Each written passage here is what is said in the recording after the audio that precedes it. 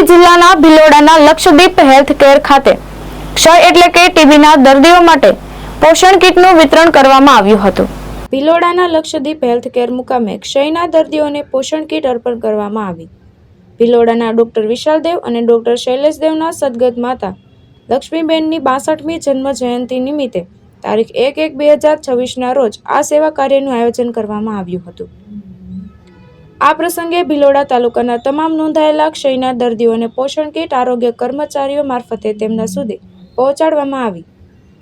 લક્ષ્મીબેનની બંને દીકરીઓ ડોક્ટર હોવા સાથે માતાની શ્રદ્ધાંજલિ અર્પણ કરવા માટે આજ સુધી આ પરિવાર દ્વારા 23થી વધુ ફ્રી મેડિકલ ચેકઅપ અને દવા વિતરણ કાર્યક્રમ યોજવામાં આવ્યા છે।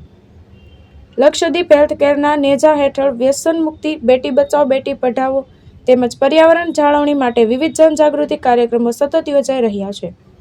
ઉલ્લેખનીય છે કે માનનીય વડાપ્રધાન નરેન્દ્રભાઈ મોદીએ શરૂ કરેલા નિક્ષય અભિયાન અંતર્ગત ભારતને ટીબી મુક્ત બનાવવા માટે લોકભાગીદારીની વિશેષ જરૂર છે।